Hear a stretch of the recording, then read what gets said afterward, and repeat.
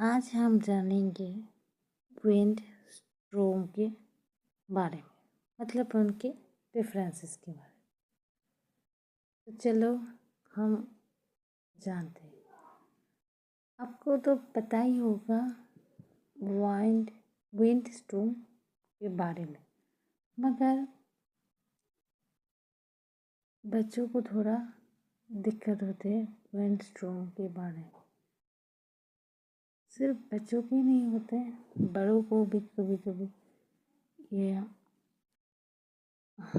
थोड़ा दिक्कत होती है समझने में। जैसे कुछ दिन पहले 4, 5, 6 को छोड़ कर 8, 9 में ये हो, उनके लिए भी ये है।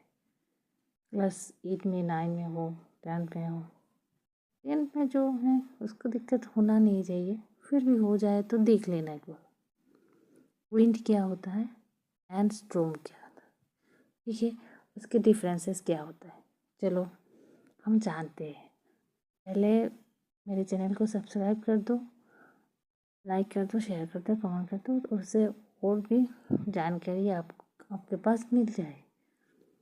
इससे छोटे छोटे डिफरेंस को या दिक्कत जो होती है जान जाओ। आपकी जानकारी के लिए मैं बोल रही हूँ। विंड होता है जेंटल मूविंग एयर और स्ट्रोम होता है फास्ट मूविंग एयर। तो हमें तो पता ही है कि विंड और स्ट्रोम दोनों ही हवा है, मगर ये दोनों का हवा की स्पीड का नाम है। हमने उसे नाम दिया हुआ है, किसी को विंड बोलते हैं, किसी को स्ट्रोम बोलते हैं। ठीक है, तो हवा, तो मान लो कि क्लास में 2 बच्चे होते हैं।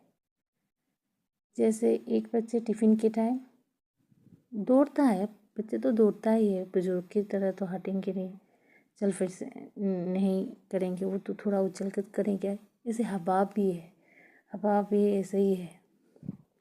तो कुछ बच्चे होता है शांत मगर दौड़ता है, तो ऐसे ही है जेंटल मूविंग वाला, जैसे जेंटल ब्लोइंग वाला वो है विंड। और स्ट्रोम है वेरी फास्ट वाला, जैसे टिफ़िन टाइम में स्कूल में उछल कूद करते हैं ऐसे बच्चे। ठीक है, तो क्या डिफरेंस, तो हम बोलते हैं कि gentle moving air is called wind. हम सभी छोटे से ये पढ़ के आए हैं, या gentle blowing air is called wind. जैसे मानो कि तुम संडे की समर की सीजन में, मानसून के सीजन में जिस जगह पर ज़्यादा गर्मी होती है उस जगह में संडे के दिन अपनी बेलकोनी पर या घर के बरामदे पर बैठे हो, और शाम की वक्त जब हवा आती है, ये बहुत अच्छा लगता है, सुकून वाला अच्छा फील होता है। रास्ते में के जो लोग काम काज करते हैं उनके लिए भी हवा बहुत आरामदायक होता है। जैसे हमारा हेयर जो होता है वो भी धुलता है। मगर मेरे बोलने का मायने मीनिंग्स है कि हमें अच्छा फील कराता है, ये गर्मी से भी राहत देता है और अपना मूड भी अच्छा कर देता है। ठीक है, इतना तक तो समझ में आ गया। और स्ट्रोम होता है कि वेरी फास्ट एयर, जो जब आता है हाई स्पीड से आता है, तो हवा का जो हाई स्पीड होता है वो क्या करता है, सारे कुछ डिस्ट्रॉय करने में लग जाता है, तहस नहस कर देता है। कुछ जगह इधर से उधर चीज़ों को इधर से उधर गिरा देता है। किसी का मकान का टीन वीन भी ले चले जाते हैं, जो तो होता है ना टीन का घर, वो ले जाते हैं। ऐसा कुछ पेड़ वेड़ को भी तोड़ देता है। ठीक है, इसे हम वेरी फास्ट जो होता है वो, जो ये लोगों के लिए होता है, ये बहुत दिक्कत देते हैं लोगों को, जीना हराम कर देते हैं। जब आते हैं, ठीक है। तो और दूसरा भी एक है, ठीक है, और स्टॉर्म को हम तूफान भी बोलते हैं।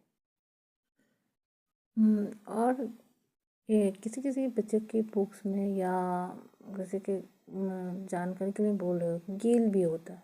गेल स्टॉर्म से भी हाई स्पीड होता है।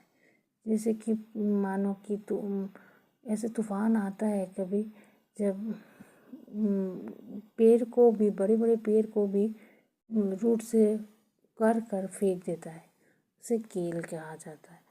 तो मुझे लगता है कि आप लोगों को ये जानकारी मिल गई, और भी जानकारी के लिए मेरे चैनल को प्लीज़ सब्सक्राइब, लाइक और शेयर कर देना। विंड जो होता है वो होता है कि, फिर से बोल रही हूँ कि जेंटल मूविंग या जेंटल ब्लोइंग वाला हवा तो हम फील कर सकते, देख नहीं सकते, ठीक है। और स्टॉर्म जो होता है वो हाई स्पीड वाला, जो तहस नहस मचाते हैं, ठीक है। और अब जैसे स्टॉर्म आने के बाद हम देखते हैं कि लोगों के घर के मकान का जो टीन से बना होता है वो उड़ा कर ले जाता है, दूसरी जगह फेंक देता है, और भी बहुत कुछ तहस नहस करता है। पेड़ भी गिरा, कभी कभार ज़्यादा स्पीड होने से पेड़ भी गिरा देते हैं। ज़्यादातर हम बच्चों लोगों के लिए बोल रहे हैं कि हवा से कपड़े उधर से एक छत से दूसरे छत कूद जाते हुए देखा, ये कौन ले जाता है? ये स्टॉर्म, या कभी कभार विंड भी ले जाता है, जेंटल ब्लोइंग होता है ना कभी कभार। हाँ, स्टॉर्म जो होता है धूल को ऊपर उड़ा कर ले जाते हैं रास्ते पे, हम तब घर से बाहर नहीं निकल सकते, ठीक है। प्लीज़ मेरे चैनल को सब्सक्राइब कर देना ऐसे जानकारी के लिए।